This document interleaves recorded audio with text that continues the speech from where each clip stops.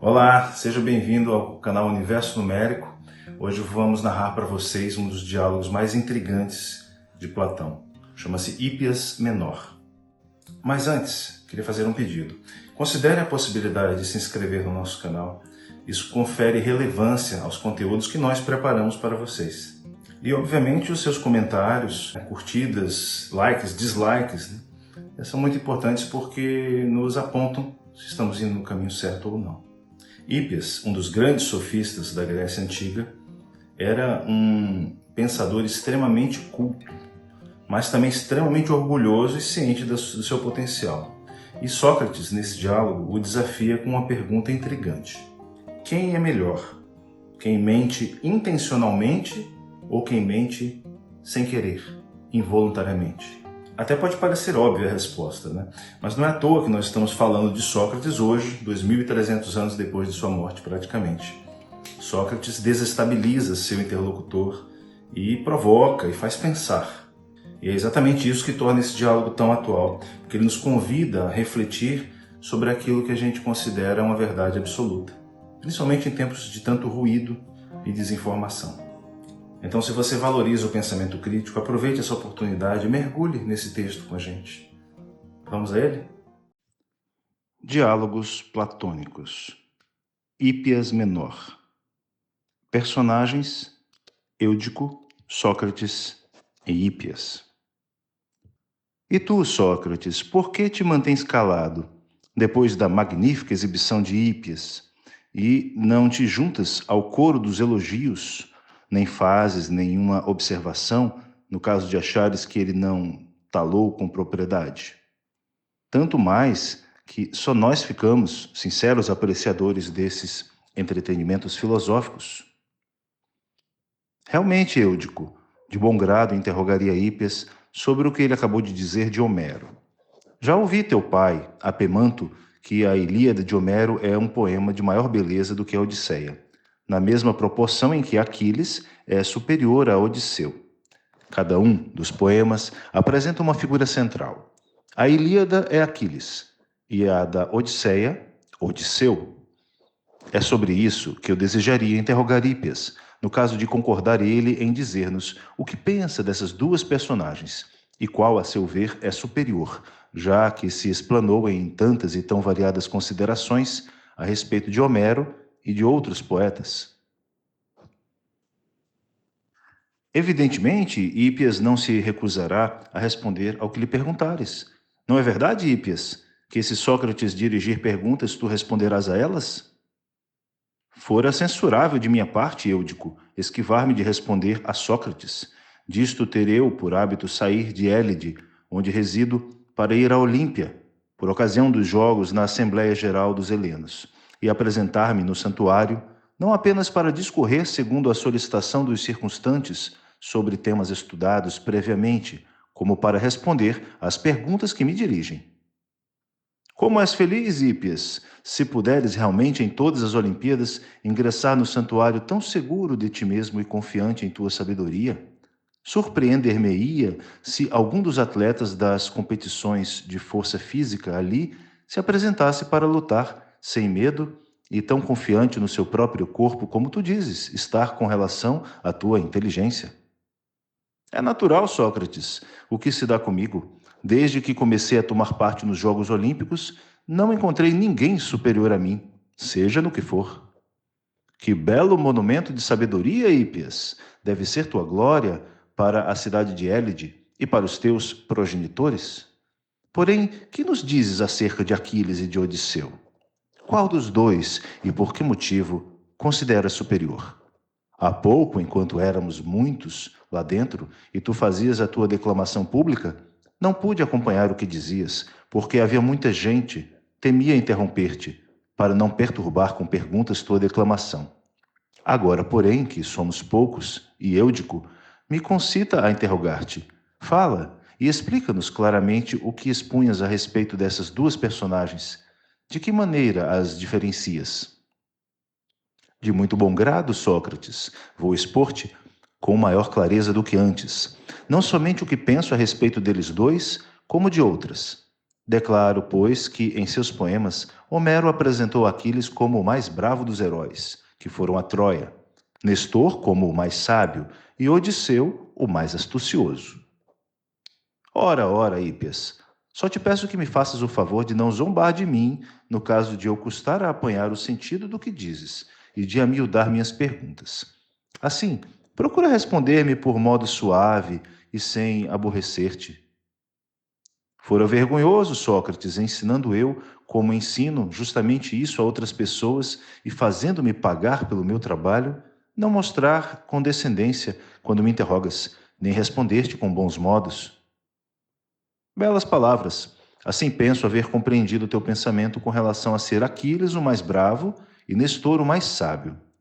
Mas ao afirmares depois que foi intenção do poeta apresentar Odisseu como o mais astucioso, para ser franco, ignoro de todo o que queres dizer com isso. Explica-mo, então, para vermos se desse modo eu compreendo melhor. Aquiles não nos é apresentado por Homero como astucioso? De forma alguma, Sócrates, mas como o mais simples e veraz dos homens. Na cena das preces, quando o poeta apresenta os heróis em conversa uns com os outros, faz Aquiles dizer a Odisseu: Filho de Laerte, de origem divina, Odisseu engenhoso, é necessário dizer-vos agora, com toda a clareza, meu pensamento e a intenção em que me acho de em prática pô-lo, para evitar que aturdir não me venham de todos os lados. Tal como do Hades às portas, repulsa me causa a pessoa que na alma esconde o que pensa e outra coisa na voz manifesta. Nessas palavras, ele expõe claramente o caráter dos dois homens, a saber, Aquiles, simples e veraz, e Odisseu, astuto e mentiroso, pois são essas as palavras que ele faz Aquiles dizer a Odisseu. Creio, Hípias, ter apanhado agora teu pensamento. Ao que parece, entendes por astucioso o indivíduo que mente. Exatamente, Sócrates. É assim que Homero apresenta Odisseu em muitas passagens da Ilíada e da Odisseia. Pelo que se vê, para Homero, o indivíduo veraz é um, e outro o mentiroso. Não são uma pessoa só. Nem poderia deixar de ser assim, Sócrates. E tu, Hípias, sobre isso pensas como ele? Sem dúvida nenhuma. Estranho seria se não pensasse. Então, vamos deixar Homero de lado, mesmo porque é impossível interrogá-lo sobre qual era a sua intenção quando compôs essa passagem. Por isso, já que chamaste a ti essa causa e expôs a opinião que atribuis a Homero, responde ao mesmo tempo por Homero e por ti. Perfeitamente, Sócrates. Podes perguntar em termos breves o que quiseres. Por mentiroso, entendes os indivíduos incapazes de fazer alguma coisa, como seria o caso dos doentes, ou, ao invés disso, os que são capazes de fazer algo? Os capazes, penso, e até de muitas coisas mesmo, principalmente de enganar os outros. Pelo que parece, é o que disseste, eles são a um tempo capazes e astuciosos, não é isso? Exatamente. E serão astuciosos e enganadores em virtude de simplicidade muito própria e curteza de espírito, ou, pelo contrário, por astúcia e certa espécie de inteligência? Por astúcia e inteligência, sem dúvida. Donde se conclui então que são inteligentes? Sim, por Zeus, e muito. Sendo inteligentes, sabem ou não sabem o que fazem? Sabem muito bem, por isso mesmo fazem mal aos outros? E sabendo o que fazem, são ignorantes ou sábios? Sábios, de certo, nisso justamente em enganar os outros. Para aí, recapitulemos o que disseste. Os mentirosos, disseste, são capazes e inteligentes e conscientes e sábios naquilo em que são mentirosos? Foi o que afirmei. E uma coisa é o homem veraz e outra o mentiroso. São opostos entre si. Afirmei também isso, Sócrates. Ora bem, de acordo, por conseguinte, com o teu modo de pensar, os mentirosos estão incluídos no número das pessoas capazes e sábias? Seguramente. Quando afirmas que os mentirosos são capazes e sábios justamente nisso, queres dizer que eles podem mentir se o quiserem ou que não podem fazê-lo enquanto mentirosos? Digo que podem, Sócrates. Para resumirmos tudo numa só palavra, Hípias, O indivíduo ignorante e incapaz de mentir não poderá ser mentiroso. Assim é, de fato. Capaz é quem faz o que quer e quando quer. Não me refiro a impedimentos decorrentes de doenças ou de causas semelhantes. Falo em tese, como quando digo que és capaz de escrever meu nome quantas vezes entenderes. É isso o que eu quero dizer. Não é ao indivíduo nessas condições que dás o nome de capaz? Sim, Sócrates. Diz-me uma coisa, Hípias. És hábil em cálculo e em aritmética? Muito, Sócrates. Portanto, se alguém te perguntasse quanto é 3 vezes 700, tu lhe dirias, se quisesses rapidamente a resposta certa? Sem dúvida. Isso, naturalmente, por seres capacíssimo e muito hábil nessa matéria. Sim, mas és apenas o mais capaz e mais sábio, ou também o melhor na matéria em que és capaz e sábio, isto é, em aritmética. Sim, também o melhor, Sócrates. Desse modo, serias o mais capaz de dizer a verdade sobre essa matéria, não é assim? Dê certo. E quanto a enganar a respeito do mesmo assunto? Responde-me como até aqui tens feito, Hippias, com igual nobreza e magnificência. Se alguém te perguntasse quanto é 3 vezes 700, não mentirias, mas facilmente, se quisesses mentir e não dizer nunca a verdade, e não darias todas as vezes respostas erradas, ou poderia o ignorante nessa matéria mentir melhor que tu, se quisesses? Ou dar-se-ia o caso de muitas vezes, querendo mentir o ignorante, acertar involuntariamente com a verdade, justamente por ser ignorante, ao passo que tu, por seres sábio, se quisesses, mentirias sempre bem? Sim, nesse ponto tens toda a razão, Sócrates. Poderia faltar com a verdade o mentiroso sobre todos os assuntos, menos com relação a números? Com números não poderá mentir? Sim, por Zeus, também com relação a números. Assentemos mais esse ponto, Hípias, que há pessoas capazes de mentir a respeito de números e de cálculo. Sim. E quem poderá ser? Não será essencial para que ele seja falso que tenha a capacidade de mentir? Pois, de acordo com o que disseste, se ainda estás lembrado, quem é incapaz de mentir nunca poderá mentir. Sim, estou lembrado, disse isso mesmo. E há momentos não te revelaste como pessoa mais capaz de mentir em matéria de números? Sim, foi dito também isso. E não és também o mais capaz para dizer a verdade a respeito de cálculo? Perfeitamente. Logo, uma e a mesma pessoa é capaz de mentir e de dizer a verdade a respeito de cálculo. E quem é bom em cálculo? Não será o calculista? Sim. Então, Hípias, quem poderá mentir em matéria de cálculo a não ser quem for bom? E essa é a pessoa capaz, como é ainda a pessoa verdadeira. É o que parece. Como vês, a mesma pessoa mente e diz a verdade sobre os mesmos assuntos, não sendo em nada melhor e veraz do que o mentiroso. Trata-se de uma única pessoa e de forma alguma de duas, que se oporiam como asseveraste. Sim, sob esse aspecto parece que não se opõem. Não será bom examinarmos outros exemplos? Pois não, Sócrates, já que assim o desejas. Não és também perito em geometria? Sou. E então? Não será válido também tudo isso em geometria? Uma só e única pessoa não será a mais capaz de mentir e de dizer a verdade acerca das figuras, a saber, o geômetra? Sim. E a esse respeito, quem mais poderá ser bom senão ele?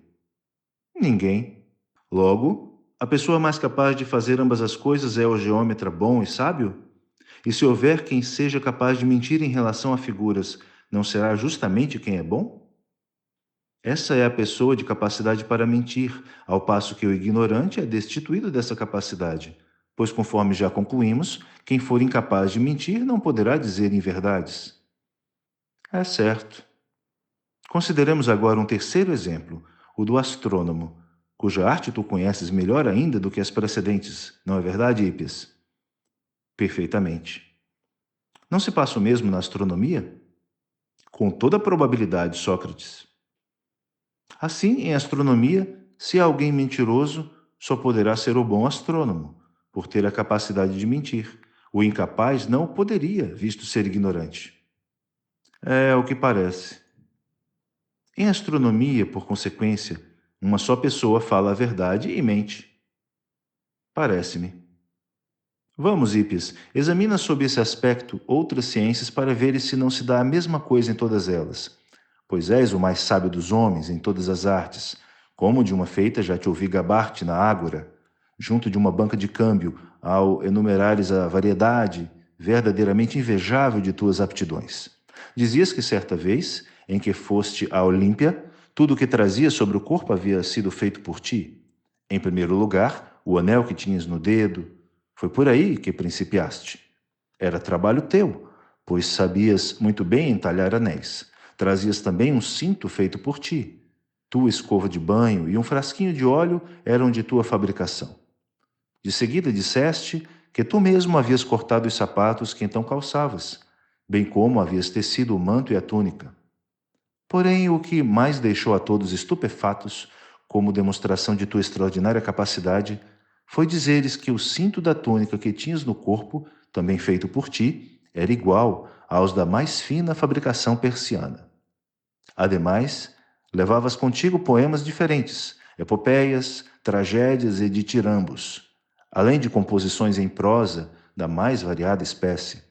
A respeito das ciências a que há momentos me referi, apresentavas-te como superior a quem quer que fosse, bem como em ritmo, em harmonia e na arte de bem escrever, e em muitos outros gêneros, se bem me lembro, em que também te sobressaías. Sim, quase esquecendo a tua mnemotécnica, em que te consideras particularmente brilhante. É certeza haver-me olvidado de muita coisa. Mas, como disse, considera não só em relação às tuas artes, e são tantas, como as demais, e diz-me se, de conformidade com o que assentamos até agora, eu e tu, encontras alguma em que não seja a mesma pessoa, porém várias diferentes, a que falar verdade e a que mente? Vamos, examina sob esse aspecto a arte ou habilidade, ou que melhor nome te aprouver aplicar-lhe, que bem entenderes. Não a encontrarás, amigo, não existe. Porém, nomeia tu mesmo. Assim, de momento, Sócrates, não encontro. Nem nunca a encontrarás, Hípias. É o que eu penso. Porém, se eu estou com a razão, deves ainda lembrar-te do que se conclui de nossa conversa. Não compreendo, Sócrates. O que queres dizer? Creio que não recorres à tua mnemotécnica, porque a consideras dispensável. Mas vou avisar-te a memória. Sabes muito bem que disseste ser Aquiles homem verdadeiro, e Odisseu mendaz e astucioso. Certo. Agora, como vês, ficou bem claro que a mesma pessoa é a um só tempo falsa e verdadeira, de forma que se Odisseu é falso, é também verdadeiro, e se Aquiles é verdadeiro, é também falso. Não diferem entre si, nem são opostos, porém iguais. Ó Sócrates, tu sempre teces sutilezas desse tipo, separando do discurso o que nele se contém, de mais abstruso. Apegas-te a essa particularidade e te comprases com minúcias, sem nunca apanhares em conjunto o tema em discussão. Agora mesmo, caso queiras, posso demonstrar-te com abundância de exemplos, e em forma elegante, que Homero apresentou Aquiles em seu poema como pessoa sem malícia e superior a Odisseu, enquanto este é doloso, fértil em mentiras e inferior a Aquiles. Se quiseres provar que Odisseu é superior a Aquiles, opõe outro discurso ao meu. Assim, os circunstantes poderão julgar qual de nós dois fala melhor. Ó Hípias, eu não contesto absolutamente que não sejas mais sábio do que eu, mas sempre tive por hábito prestar a máxima atenção à exposição de quem quer que seja, principalmente quando o orador se me afigura sábio. O desejo de aprender me leva a interrogá-lo de vários modos, a examinar o que ele diz e a refletir sobre suas palavras para melhor compreendê-las. Mas se o orador me parece insignificante, não só não lhe formulo perguntas de nenhuma espécie, como não presto atenção ao que ele fala. Por aí, justamente, é que podes conhecer quem eu tenho na conta de sábio. Hás de encontrar-me, então, atento às tuas palavras e empenhado em fazer-lhe perguntas, para instruir-me e tirar proveito delas. Por isso, quando falavas há pouco e citaste os versos em que Aquiles, segundo dizias, se dirigia a Odisseu como a indivíduo que ele considerava pretensioso, pareceu-me estranho, caso dissesses a verdade, que Odisseu, fecundo em ardis, em nenhum trecho de Homero, apareça como mentiroso, o que não se dá com Aquiles, segundo tua exposição, porque depois dos versos iniciais que há pouco recitaste, abre aspas, tal como do Hades as portas, repulsa-me causa a pessoa, que na alma esconde o que pensa e outra coisa na voz manifesta. Fecha aspas.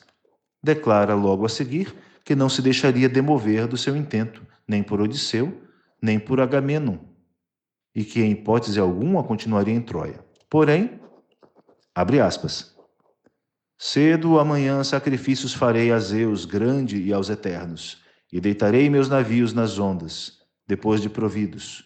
Tu próprio, certo hás de ver, se o quiseres, e se isso te importa, pelo Helesponto piscoso bem cedo, eles todos partirem.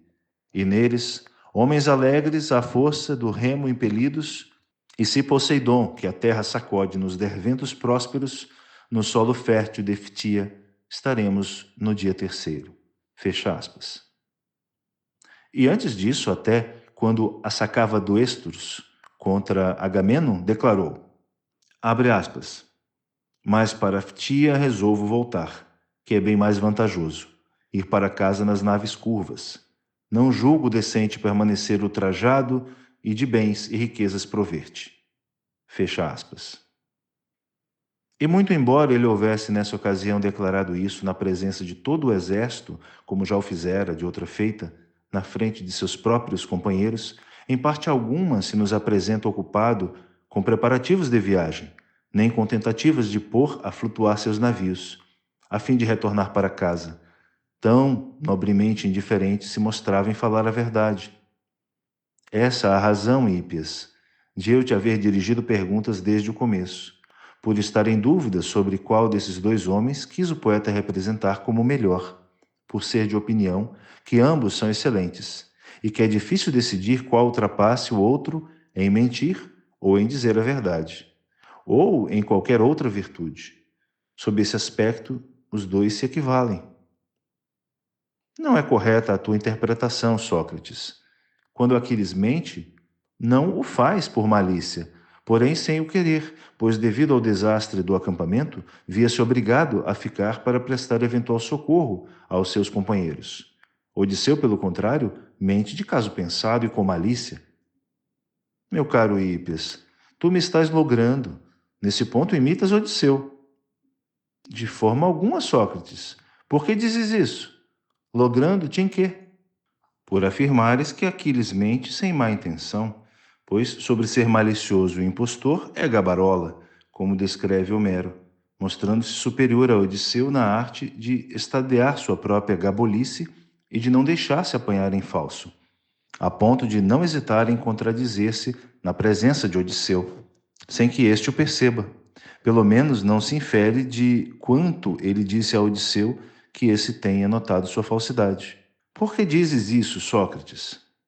Ora, não sabes que, momentos depois de haver ele declarado a Odisseu que pela madrugada se faria à vela, diz a Ajax que não navegaria e fala de outras coisas? Onde é isso? Quando diz, abre aspas, não tomarei decisão de tornar para a guerra cruenta antes que Heitor, o divino de Príamo, sábio nascido, chegue até perto das tendas e naus dos heróicos mirmidões, e a dizimar os guerreiros aquivos as naus incendeie. Mas quero crer que aqui perto da tenda em que me acho e da nave de cor escura há de Heitor valoroso refrear seus propósitos. Fecha aspas. Acreditas então, Hípias, que o filho de Tétis, pupilo do sapientíssimo Quirão, fosse tão desmemoriado que, depois de pouco antes haver investido nos mais violentos termos contra as falas dúplices, declare a Odisseu que se fará ao largo e a Ajax que pretende continuar, a não ser que o tenha feito de caso pensado e por estar convencido da simplicidade de Odisseu e certo de avantajar-se com relação a ele em subterfúgios e falsidades? Não acredito, Sócrates. Foi sua ingenuidade que o levou a mudar de opinião, não de dizer uma coisa a Ajax e outra a Odisseu. Odisseu, porém, quando fala a verdade, é sempre com segunda intenção, o mesmo acontecendo quando mente. Nesse caso, Odisseu é melhor do que Aquiles? De forma alguma, Sócrates. Como? Não reconhecemos há pouco que os que mentem voluntariamente são melhores do que os que o fazem sem o querer? De que modo, Sócrates? Os que cometem injustiça de caso pensado, premeditam o mal e o põem em prática podem ser melhores do que os que erram involuntariamente. Muito mais condescendência devemos ter com os que cometem injustiça ou mentem ou praticam algo mal apenas por ignorância. As próprias leis tratam com mais severidade os que mentem ou praticam voluntariamente o mal do que os outros. Vês, Hípias, como tenho razão de dizer que sou tenaz quando me ponho a interrogar os sábios? Pode bem dar-se que seja esse o meu único merecimento. De tudo o mais, sou muito parcamente dotado, pois sempre me escapa o sentido íntimo das coisas, continuando eu sem saber nada. A melhor prova disso está no fato de sempre que me ponho a conversar com alguma pessoa de reconhecido mérito e de cuja sabedoria os helenos dão testemunho, torna-se manifesto que eu nada sei. Não há questão, por assim dizer, em que estejamos de acordo. E que maior prova de ignorância poderá haver do que discordarmos dos sábios? Porém, uma qualidade maravilhosa me salva. Não me envergonho de aprender, mas questiono e interrogo, e fico muito obrigado aos que me respondem, sem jamais regatear-lhes agradecimentos. Quando aprendo algo, nunca nego minha dívida, com fazer passar como achado próprio o que tivesse aprendido com outrem. Pelo contrário, mimoseio a quem me ensina com o nome de sábio e declaro abertamente o que aprendi com ele. É o que se dá agora conosco, pois não posso concordar com o que dizes. Discordo em toda a linha. Sei perfeitamente que é minha a culpa, por ser eu quem sou, para não me referir a mim mesmo em termos mais elevados. A mim parece, meu caro Hípias, precisamente o oposto do que dizes. O que eu acho é que os que causam mal aos outros, ou cometem injustiça, mentem ou enganam de caso pensado, não involuntariamente, são melhores do que os que fazem sem querer. Por vezes, contudo, penso de modo contrário e me ponho a vacilar sobre o assunto, o que prova que o desconheço. Agora, por exemplo, encontro-me em fase de certa perturbação que me leva a considerar as pessoas que cometem qualquer erro de caso pensado melhores do que as que o fazem involuntariamente. Atribuo o mal de agora à nossa conversação anterior, causa de eu julgar neste momento que os que praticam o mal sem o querer são piores do que os que assim procedem de caso pensado. Usa, portanto, de condescendência para comigo e não te recuses a curar minha alma. Muito maior benefício me prestarás livrando minha alma de sua ignorância do que se me curasses de uma doença do corpo. Observarei apenas que, se te dispuseres para isso a pronunciar um discurso longo, asseguro-te de antemão que não vais curar-me. Ser-me-á impossível acompanhar-te. Mas se quiseres responder-me como há momentos, far-me-ás um grande bem, sem com isso prejudicar-te. Assiste-me também o direito, filho de Apemanto, de chamar-te em meu auxílio. Foste tu que me concitaste a disputar com Hípias, caso ele se recuse a responder às minhas perguntas. Intercede a meu favor? Não, Sócrates, creio que não será necessário intervirmos junto de Hípias. Nem ficaria isso de acordo com sua declaração de há pouco de que não se esquivaria a nenhuma pergunta de terceiros. Não é verdade, Hípias? Não foi isso o que disseste? Sim, disse. Porém, Sócrates perturba sempre a exposição dos outros, dando a impressão até de que é desonesto. Oh, meu caro Hípias, não faço isso por querer. Se fosse este o caso, eu seria sábio e astucioso, de acordo com o que disseste. Por isso, deves ser condescendente comigo. Tu mesmo declaraste que devemos ser indulgentes com as pessoas que praticam involuntariamente o mal. Não procedas de outro modo, Hípias. Responde às perguntas de Sócrates, tanto por consideração a nós, como em atenção ao teu próprio nome. Bem, responderei, por seres tu quem pede. Pergunta o que quiseres. Desejo veementemente, Hípias, examinar a fundo a questão de que tratamos há pouco, sobre quem seja melhor, o que pratica o mal de caso pensado ou que o faz involuntariamente. A meu parecer, esse é o caminho mais acertado para estudarmos o problema. Responde-me, portanto, achas que há bons corredores? Sim, sem dúvida. E maus também? Sim. O bom corredor é o que corre bem, e o mau o que corre mal? Isso mesmo. O que corre devagar corre mal e o veloz corre bem? Certo. Em corridas, portanto, e para o corredor, a velocidade é um bem e a lentidão um mal. Quem o duvidará?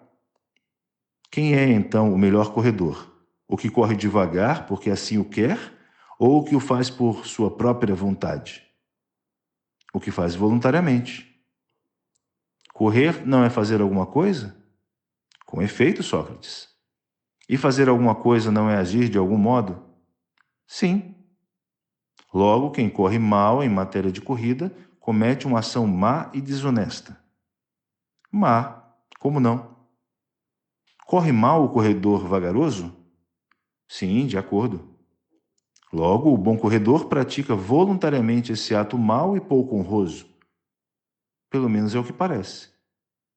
Em corridas, portanto, o pior corredor é o que pratica a má ação involuntariamente, não o que faz o mal de caso pensado. Sim, em corrida é assim mesmo. E na luta, Hípias? Quem é o melhor lutador? O que cai porque quer ou o que cai sem o querer? O que cai porque quer, ao que parece. E numa luta, que é pior e vergonhoso? Cair ou derrubar o adversário? Cair? Sendo assim, na luta, também quem pratica voluntariamente a pior ação e a mais vergonhosa é melhor lutador do que quem a pratica sem o querer?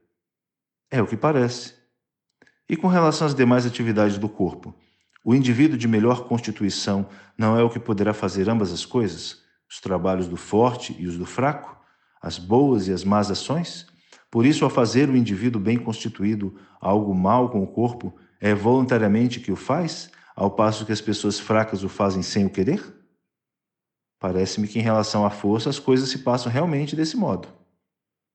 E com relação à graça dos movimentos, Hípias? Não é o indivíduo mais bem conformado fisicamente que poderá assumir de caso pensado atitudes más ou desgraciosas, enquanto o mal conformado fará isso mesmo sem o querer? Certo. Assim, a desgraciosidade dos traços, quando voluntária, decorre da excelência da constituição do corpo, e quando involuntária, de algum defeito. É o que parece. E que dizes da voz? Qual voz consideras melhor? A de quem desafina porque quer ou a de quem o faz involuntariamente? A de quem desafina porque quer. A outra, portanto, é pior? É. E que preferias ter? O que é bom ou o que é ruim? O que é bom, certamente. E quanto aos pés, preferias claudicar intencionalmente ou contra a tua vontade? Intencionalmente. A claudicação não constitui defeito ou deformidade? Sim, constitui. E a ambliopia não é um defeito dos olhos? É. Que olhos escolherias para o resto da vida? Os com que visses de modo impreciso e confuso por assim quereres? Ou os olhos com os quais visses dessa maneira sem o quereres? Por querer. Logo consideras melhores em ti os órgãos que funcionam voluntariamente mal, não os que assim o fazem involuntariamente. Sim, nesse particular. E com relação a tudo o mais, nariz, boca, ouvidos e todos os sentidos, não é válida a mesma conclusão? Assim não quererias ter os sentidos que funcionam mal involuntariamente, por serem defeituosos, ao passo que desejarias os que o fazem voluntariamente por serem bons? Sim, Sócrates, parece que sim. E então, com o instrumento, qual é o de melhor uso, o que voluntariamente funciona mal ou o que o faz involuntariamente? Por exemplo, qual é o melhor leme? O com que de indústria governamos mal ou o com que fazemos isso mesmo involuntariamente? Aquele é melhor. E o mesmo não se dá com o arco, a lira, a flauta e com tudo mais? Sim, Sócrates, dizes a verdade. Pois bem, Hípias, e quanto a cavalos? Será melhor possuir um de temperamento que permita montar voluntariamente mal ou involuntariamente? Voluntariamente. Por ser melhor, portanto? Certo. Logo, com o cavalo de bom temperamento, pode-se voluntariamente executar mal um trabalho próprio desse temperamento, E involuntariamente a mesma coisa com um cavalo de mau temperamento? Perfeitamente. E o mesmo não se dá com os cães e todos os outros animais? Sim, dá-se. E então? É melhor possuir a alma de um arqueiro que erre voluntariamente o alvo ou a do que o faz sem querer? A do que erra voluntariamente. Portanto, a alma assim conformada é melhor para a arte do tiro ao alvo? Sim, é. E a outra, a alma que erra involuntariamente o alvo, é pior do que a que o faz de caso pensado? No tiro ao alvo, sim. E na medicina, Hípias? O entendimento que produz voluntariamente mal ao corpo não possui maiores conhecimentos da arte de curar? Possui. É superior, portanto, nessa arte ao que não possui esses conhecimentos? Sim, é superior. E então, com relação à citarística, à aulética e às demais artes e ciências em geral, não é superior o entendimento que erra voluntariamente e peca contra a beleza e contra as regras, e pior o que o faz involuntariamente? Sim, parece. E quanto ao caráter dos escravos, não preferiríamos possuir escravos que erram conscientemente no seu trabalho aos que o fazem involuntariamente por serem aqueles superiores no trabalho deles mesmos? Sim. E com relação à nossa alma, Hípias, não desejaríamos que fosse a melhor possível? Sem dúvida. E a alma que erra e ocasiona o mal voluntariamente não será melhor do que a que faz isso mesmo sem o querer? Seria absurdo, Sócrates, considerarmos melhor quem conscientemente cometesse uma injustiça do que quem o fizesse sem o querer. Mas é o que teremos de aceitar como conclusão do nosso discurso, Hípias. Eu, pelo menos, não aceito. Penso que tu também, Hípias, aceitarás. Porém, responde-me mais uma vez: a justiça não é força ou conhecimento, ou ambas as coisas? Não será necessariamente uma das duas? Sim. Se a justiça é uma força da alma, quanto mais poderosa a alma, mais justa será. Pois já reconhecemos, meu caro, que a alma mais forte é a melhor. É, sim, reconhecemos. E se for conhecimento, quanto mais sábia, mais justa será a alma, e quanto menos instruída, menos justa? Sim, é certo. E se for ambas as coisas, a alma que possuir ambas, conhecimento e força, será mais justa e a menos instruída, mais injusta? Parece. Com efeito, aqui chegamos. A alma melhor é evidentemente a que tem mais capacidade e sabedoria, mas também a que tem mais poder para agir das duas formas em qualquer ação, a nobre ou a desonrosa. Sim. Portanto, quando pratica ações desonrosas, falo deliberadamente em virtude da arte ou capacidade, e uma ou ambas são evidentemente atributos da justiça. É verossímil. E, pelo menos, cometer injustiças é fazer dano, enquanto não as cometer é o que é nobre. Sim, é verdade, Sócrates. Por outro lado, se a melhor alma é a mais capaz ao cometer uma injustiça, há de fazê-lo voluntariamente, enquanto uma miserável o fará involuntariamente. Assim parece. Ora, o homem bom é o que possui uma boa alma, e o homem mau o que possui uma má alma? Sim. Logo, só o homem bom comete injustiças voluntariamente. O mal comete-as involuntariamente. Se realmente é o homem bom que possui uma boa alma. Claro que é. Donde se conclui que aquele que voluntariamente erra e comete ações desonrosas e injustas, se é que tal homem existe, não pode ser Hípias, senão o bom homem. É nesse ponto, Sócrates, que não posso concordar contigo. Nem sequer eu comigo próprio, Hípias, mas é esta, por agora, a conclusão evidente de nossa argumentação. Aí está, Hípias, o que há pouco te dizia. Nestes assuntos, vacilo seguindo o curso dos argumentos. Não é surpreendente que eu, ou qualquer outro homem, estejamos à deriva, mas que vós, os sábios, estejam sujeitos às mesmas flutuações. Eis o que é terrível, pois nem depois de nos dirigirmos a vós, a nossa hesitação cessa.